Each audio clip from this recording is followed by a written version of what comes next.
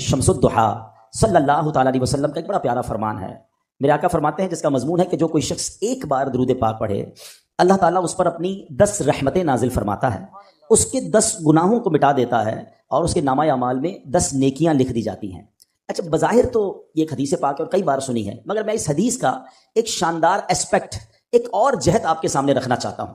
آج کل کاروباری لوگ بیٹھے ہیں, ہم بیلنس شیٹ بناتے ہیں. پہلے تو بیلنس شیٹ بنانے میں بہت ٹائم لگتا تھا, جب ہاتھ سے بناتے تھے ملتی نہیں تھی. اب جب سے سافٹ ویئر آ گئے تو روز بٹن دبائیں روز بیلنس شیٹ نکل آتی ہے کہ بھائی آج کیپٹل کتنا ہے, آج لاس کتنا ہے, آج پروفٹ کتنا ہے. سافٹ ویئر نے لائف آسان کر دی, ورنہ اکاؤنٹنٹ کو 3 دن پہلے کہنا پڑتا تھا جب جا کے بیلنس شیٹ بنتی تھی, ٹھیک ہے نا. لیکن ہم بیلنس شیٹ بناتے ہیں, اس کا طریقہ کیا ہوتا ہے کہ debit side credit side plus minus کر کے آپ کا میرا بیلنس کیپٹل سامنے آ جاتا ہے. رمضان میں بھی کئی لوگوں نے بنائی ہوگی جن کو زکوٰۃ دینی ہوگی, لیکن آن دا ڈے آف ججمنٹ قیامت کے دن بھی ایک بیلنس شیٹ بنے گی. قیامت کے دن بھی ایک اکاؤنٹ کھلے گا اور وہ بڑا کروشل ہوگا. اس میں کیا ہوگا کہ میزان عمل لگایا جائے گا, لوگوں کے اعمال تولے جائیں گے. ایک پلڑا نیکیوں کا ہوگا, ایک پلڑا گناہوں کا ہوگا. اچھا, یونیکنیس بتاؤں کہ جو میزان عمل ہوگا نا, ترازو, دنیا کے ترازو میں جو پلڑا بھاری ہوتا ہے وہ پلڑا جھک جاتا ہے, مگر قیامت کے دن جو پلڑا بھاری ہوگا وہ اوپر ہو جائے گا. اچھا, اب کیا ہوگا؟ قرآن کہتا ہے سورہ قاریہ میں فَأَمَّا مَنْ ثَقُلَتْ مَوَازِينُهُ, جس کی نیکیاں کی جو پلڑا ہے وہ بھاری ہو گیا, ہیوی ہو گیا, کیا ملے گا اسے؟ فَهُوَ فِي عِيشَةٍ رَاضِيَةٍ, وہ مزے میں, چین میں, جنت کی نعمتوں میں ہوگا. پھر آگے فرمایا وَأَمَّا مَنْ خَفَّتْ مَوَازِينُهُ فَأُمُّهُ هَاوِيَةٌ وَمَا أَدْرَاكَ مَا هِيَ نَارٌ حَامِيَةٌ. قرآن کہتا ہے جس کے پلڑا ہلکا پڑ گیا نا, نیکیاں کم ہوئی, گناہ زیادہ ہو گئے, وہ بھڑکتی آگ میں ڈالا جائے گا, شعلے مارتی ہوئی آگ میں ڈالا جائے گا. ٹرائی ٹو انڈرسٹینڈ, وہ جو بیلنس شیٹ ہوگی نا, موسٹ کروشل بیلنس شیٹ ہوگی. There is no way to change the balance. اس دن کوئی طریقہ نہیں ہوگا. ادھر تو مثال کے طور پہ کوئی بندہ قرضے میں چلا گیا, کسی سے لون لے لے گا, ڈیبٹ سائڈ زیادہ ہے تو کسی نہ کسی کے ساتھ لون لے کر ایڈجسٹ کر لے گا, ادھر لون لینے کی کوشش کی جائے گی. روایتوں میں آتا ہے کہ ایک بندہ ایسا ہوگا جس کا ایک نیکی کم ہوگی, بیلنس ہو جائے گا. اگر ایک نیکی مل جائے تو جنت میں چلا جائے گا, صرف ایک نیکی. اب وہ مارا پھرے گا قیامت کے دن, یہاں تک کہ اپنی ماں کے پاس جائے گا کہ ماں جی مجھے ایک نیکی دے دیجئے, میں جنت میں چلا جاؤں گا. اس دن ماں ساتھ نہیں دے گی. والد بیٹے کے پاس آئے گا, کہے گا بیٹا میرا ایک گناہ لے لے, ساری زندگی تیری خدمت کی ہے, آج ایک گناہ کا بوجھ تو لے لے تو میرا جنت میں جانے کا سامان بن جائے گا. مگر نہ باپ بیٹے کے کام آئے گا, نہ بیٹا باپ کے کام آئے گا. کیسی نفسا نفسی ہوگی بتاؤ. اس دن اس شخص کو کتنی حسرت ہوگی کہ جس کی چند نیکیاں کم ہونے کی وجہ سے وہ جہنم میں جائے گا. اس کو کتنا یاد آئے گا کہ یار دنیا میں موقع ملا تھا, نفل پڑھ لیتا, تلاوت کر لیتا, ذکر کر لیتا, درود پڑھ لیتا, یا 1 2 4 گناہ ہی کم کر لیتا تاکہ میری جنت میں جانے کی صورت بن جاتی. یہ دن آنا ہے. اب وہ سینیریو ذہن میں رکھو اور اب اس حدیث کو دوبارہ سنیں کہ درود پاک تو میری بیلنس شیٹ کو ایڈجسٹ کرنے کا شاندار وظیفہ ہے. کہ آقا فرما رہے ہیں ایک بار درود پڑھو 10 نیکیاں بڑھ جائیں گی, 10 گناہ کم ہو جائیں گے. یعنی میرے نیکیوں کا وزن بڑھانے والا اور گناہوں کا وزن گھٹانے والا وظیفہ ہے. تو سچ بتاؤ پھر کتنے درود پڑھنے چاہیے؟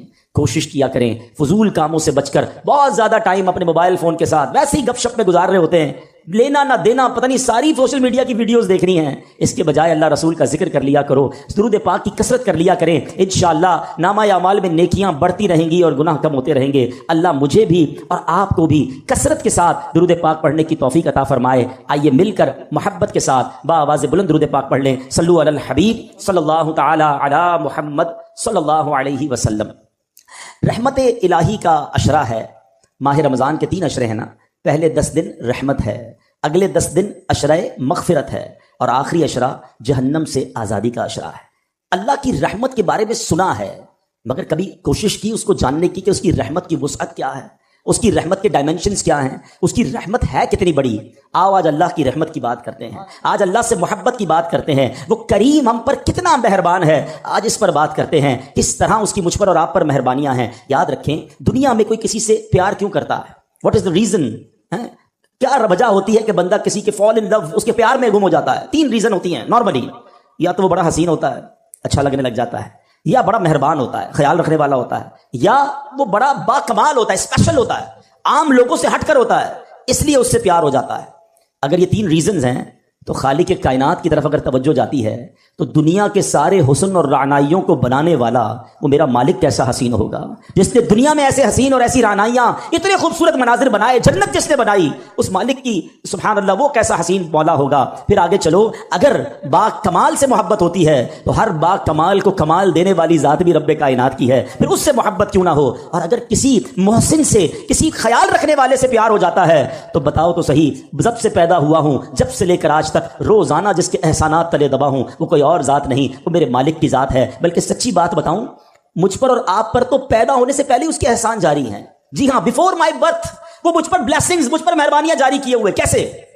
بتائیے، کیا بچے اب نارمل پیدا نہیں ہوتے ہیں؟ بچے پیدا ہو رہے ہیں آج کل، کسی کے جناب کون سا مرض ہے، کسی کا ایک گردہ ہی نہیں ہے، کسی کا ہاتھ صحیح نہیں، کسی کا پیر صحیح نہیں، کوئی بغیر آنکھ والا، کوئی بغیر کان والا، عجیب عجیب معذور بچے پیدا ہوتے ہیں۔ اللہ تعالیٰ ہمیں اور ہماری نسلوں میں ایسے معذور بچوں سے ہمیں محفوظ فرمائے۔ لیکن میں پورا پیدا ہو گیا، میرے اعضاء پورے ہیں، میں دیکھ بھی رہا ہوں، بول بھی رہا ہوں، سن بھی رہا ہوں۔ اس کا مطلب کیا ہوا؟ میرے رب نے میری تخلیق کامل فرمائی۔ ماں کے پیٹ میں جب میری تخلیق ہو رہی تھی، میرے اس کریم مولا نے مجھ پر یہ مہربانی کی کہ میرے کوئی پارٹ آف باڈی، کوئی آرگن آف باڈی کم نہ تھا، میں کسی بڑی بیماری میں نہیں تھا، پیدا ہوتے ہی شوگر کا مریض نہیں ہوں۔ یہ کتنی بڑی میرے رب کی مجھ پہ مہربانی میری پیدائش سے پہلے سے جاری ہے۔ اور سچ پوچھو، اس سے بڑی مہربانی بتاتا ہوں، وہ یہ ہے کہ اللہ نے مجھے اور آپ کو مسلمان گھرانے میں پیدا کر دیا۔ کسی کافر کے گھر میں بھی تو پیدا ہو سکتے تھے نا، روز بچے پیدا ہو رہے ہیں، کوئی کس مذہب والے کے یہاں پیدا ہو رہا ہے۔ میں نے کیا کمال کیا تھا؟ میرا کیا ایسا کمال تھا کہ اللہ نے مجھے مسلمان گھرانے میں پیدا کیا؟ سب سے پہلی آواز جو میرے کانوں نے سنی وہ اللہ اکبر کی اذان سنی، کیونکہ جب میں پیدا ہوا مسلمان گھرانے میں تھا تو میرے کان میں اذان دی گئی۔ بتاؤ، یہ شروع سے مہربانیاں رب کی جاری ہیں۔ تو اگر کسی مہربان سے محبت کی جاتی ہے تو پھر اللہ سے سب سے زیادہ ہمیں محبت ہونی چاہیے۔ اور اب آؤ میں بتاتا ہوں وہ کریم رحمان کیسا ہے، وہ رحیم کیسا ہے، وہ رحمتیں کیسے برساتا ہے۔ اس کی رحمت یہ چاہتی ہے کہ میں اور آپ بخشے جائیں۔ روایتوں میں آتا ہے، حضرت ابو سعید خدری رضی اللہ تعالیٰ عنہ راوی ہیں اور نبی پاک علیہ الصلوۃ والسلام کی حدیث ہے۔ یہ واقعہ خود نبی پاک نے صحابہ کو سنایا کہ ایک شخص تھا بنی اسرائیل میں، اس نے 99 قتل کیے، حدیث پاک کا خلاصہ ہے 99 مرڈرز۔ اور اس کے بعد اسے خیال آیا کہ یار بہت ہو گیا، کتنے گناہ کرے گا، اب تو توبہ کر لے۔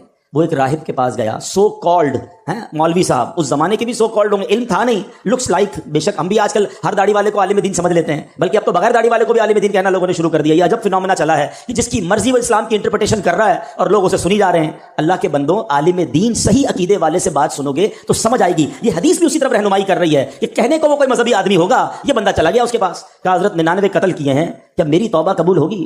وہ بندہ، اس نے کہا خدا کا خوف کر، 99 بندوں کا قاتل، تیری توبہ قبول نہیں ہونی۔ اس نے اس بندے کو اللہ کی رحمت سے مایوس کر دیا۔ اب وہ پہلے ہی قاتل تھا، اس نے کہا چلو پھر سینچری پوری کرتے ہیں۔ اس نے اس راہب کو بھی مار دیا، 100 قتل کر لیے۔ پھر خیال آیا نہیں، غلط کیا، توبہ کرنی چاہیے۔ پھر کسی عالم دین کے پاس گیا، اب عالم دین نے کہا کہ نہیں، تمہاری توبہ قبول ہو جائے گی، گھبراؤ نہیں، اللہ کی رحمت سے مایوس نہ ہو، ایسا کرو فلاں علاقے میں نیک لوگوں کی ایک بستی ہے، تو اس میں ادھر چلے جاؤ اور ان نیک لوگوں کے قریب جا کر اللہ کی بارگاہ میں دعا کرنا، تو اللہ کریم جو ہے تجھ پر رحمت فرما دے گا، تیری توبہ قبول کر لے گا۔ یہ بندے نے نیت کی، اچھی نیت، اور چل پڑا۔ اللہ کی شان دیکھو، راستے میں اس کا انتقال ہو گیا، عذاب کے فرشتے آ گئے، ہم لے جائیں گے، 100 بندوں کا قاتل ہے، رحمت کے فرشتے آ گئے، ہم لے جائیں گے، توبہ کی نیت کر لی تھی، چل پڑا تھا، اللہ سے دوستی کا ارادہ کر لیا تھا، یہ چل پڑا ہے۔ اب دونوں قسم کے فرشتوں میں ایک طرح سے بحث شروع ہو گئی۔ عذاب کے فرشتے کہتے ہیں ہم لے جائیں گے، توبہ کی تھوڑی تھی، گھر سے نکلا ہی تھا، ارے 100 تو قتل کر دیے ہیں۔ رحمت کے فرشتے کہتے ہیں نہیں، اللہ کی راہ پہ چل پڑا تھا، دل میں شرم اور ندامت آ گئی تھی، ہم لے جائیں گے۔ اب اللہ کی طرف سے ارشاد ہوتا ہے ایسا کرو، زمین کیلکولیٹ کرو، زمین کو ناپا جائے، اگر یہ بندہ اپنے گھر کے قریب ہے تو عذاب کے فرشتے لے جائیں، اگر یہ بندہ نیک لوگوں کی بستی کے قریب ہے تو رحمت کے فرشتے لے جائیں۔ اللہ اکبر، میں حدیث کے الفاظ سنا رہا ہوں۔ اب جب زمین ناپی گئی تو وہ بندہ نیک لوگوں کی بستی کے قریب نکلا۔ علماء کہتے ہیں یہ جو پلان تھا نا، اللہ کی قدرت کا پلان تھا، ایکچولی وہ دور تھا نیک لوگوں کی بستی کے، مگر رب کا حکم تھا کہ یہ بخشا جائے، اس کی منشا یہ تھی یہ بخشا جائے۔ وہ نیک لوگوں کی بستی اور اس کی لاش کے درمیان جو پلاٹ آف دا لینڈ تھی وہ اسکویز ہوئی، وہ کم ہوئی اللہ کے حکم سے، اور جب ناپا گیا تو چند فٹ کے فاصلے سے وہ نیک لوگوں کی بستی کے قریب تھا، اسے رحمت کے فرشتے لے گئے، گویا اس کی بخشش ہو گئی۔ یہ ایک روایت بیان کرنے کے بعد میرے پیارے اسلامی بھائیوں کیا پتا چل رہا ہے؟ وہ رحیم، وہ کریم، وہ توبہ قبول کرنے والا ہے، وہ معاف کرنے والا ہے، اس کی رحمت چاہتی ہم بخشے جائیں، مگر یہ بندہ ہے جو توبہ نہیں کرتا, یہ بندہ ہے جو اس کی بارگاہ میں سر نہیں جھکاتا, وہ اس سے دوستی نہیں کرتا. میرے پیارے اسلامی بھائیوں, اس حدیث سے ایک اور بہت خوبصورت بات سیکھنے کو ملی ہے. یہ حدیث پہلے سمجھیے گا, نبی پاک واقعہ سنا رہے ہیں صحابہ کو. اٹ مین سارا کانٹینٹ جو ہے وہ آتھرائزڈ ہے, سارا کانٹینٹ جو ہے وہ زبردست کلیئرڈ ہے, تبھی تو نبی پاک سنا رہے ہیں نا. تو آقا نے کیا بتایا کہ لوگوں نے مشورہ دیا نیک لوگوں کی بستی کے پاس جا کر دعا مانگو. اٹ مینز کہ اگر آج بھی کوئی اللہ والوں کے پاس ان کی اگر حیات ہیں تو ان کی صحبت میں جا کر دعا مانگے, اور اگر دنیا سے چلے گئے ہیں اور ان کے مزار کے پاس جا کر اللہ سے دعا مانگے کہ اللہ ان کے صدقے, نیک لوگوں کے صدقے, مبارک جگہ کے صدقے میری توبہ قبول فرما لے. تو جہاں رحمتیں برس رہی ہو ادھر جا کر دعا کرنا, ادھر جا کر اللہ سے مانگنا, یہ اس حدیث سے ثابت ہے. ویسے تو قرآن کی آیت سے بھی ثابت ہے کہ جب حضرت زکریا علیہ السلام کو دعا کرنی تھی, بیٹے کی تمنا تھی, تو قرآن کہتا ہے حضرت زکریا کہاں گئے تھے؟ محراب مریم میں گئے تھے.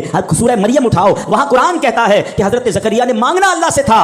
گئے کیوں محراب مریم میں؟ ارے اللہ سے تو کہیں سے مانگ سکتے تھے نا. نہیں, بی بی مریم وہاں عبادت کرتی تھی, یہ دعا کی قبولیت کا مقام تھا. محراب مریم میں جا کر دعا کی, اللہ نے بڑھاپے میں انہیں اولاد عطا فرما دی. تو پتہ یہ چلا اللہ والوں کے جہاں قدم لگیں, اللہ والے جہاں عبادت کریں, اللہ والے جہاں موجود ہوں, اگر وہاں جا کر دعائیں مانگی جائیں, اللہ مجھے اور آپ کو بار بار مکے مدینے کی حاضری عطا فرمائے, مقدس مقامات کی حاضری عطا فرمائے. وہاں کا سفر کر کے رب سے جب وہاں جا کے بندہ مانگتا ہے تو بگڑی بن جایا کرتی ہے. تو بہرحال یہ ہے میرے رب کی رحمت. سبحان اللہ, میرے رب کی رحمت کی کیا بات کروں. اللہ کریم قرآن مجید میں فرماتا ہے, دیکھیں کچھ لوگ, شیطان ہے نا, جب بہت سارے گناہ ہو جاتے ہیں نا, اب شیطان مردود تو نہیں چاہتا ہم توبہ کریں, وہ کہتا ہے یار تیری توبہ کیسے قبول ہوگی, اتنی نمازیں قضا ہو گئی, اتنے حرام کام کر لیے, اتنے برے کام کر لیے. اب شیطان یہ ازیوم کروا دیتا ہے کہ توبہ تو قبول ہونی نہیں, اب کری جا گناہ جتنے کرنے ہیں. یہ شیطان کا بہت بڑا وار ہے. دیکھو اللہ قرآن میں کیا فرماتا ہے. اللہ فرماتا ہے کل یا عبادی الذین اسرفوا علی انفسہم لا تقنطوا من رحمت اللہ ان اللہ یغفر الذنوب جمیعا انہ هو الغفور الرحیم. اللہ فرماتا ہے تم فرماؤ اے میرے وہ بندو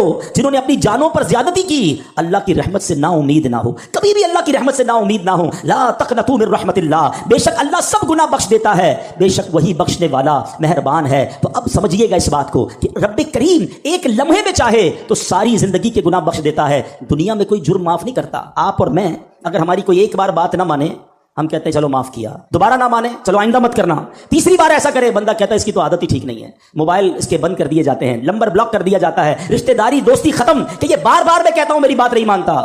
مگر میرے مالک کی شان دیکھو, بندہ ساری زندگی نافرمانی کرے اور ایک بار سچی توبہ کر لے, اللہ سارے گناہ معاف فرما دیتا ہے. اور سنو, صرف معاف نہیں فرماتا بلکہ جو اعمال لکھنے والے فرشتے ہیں نا, اللہ ان کو بھی بھلا دیتا ہے, تاکہ قیامت کے دن جب بندہ اللہ کی بارگاہ میں جائے گا تو اس کا کوئی گواہ نہیں ہوگا. ذرا حدیث پاک سنیے گا, میرے آقا فرماتے مسلم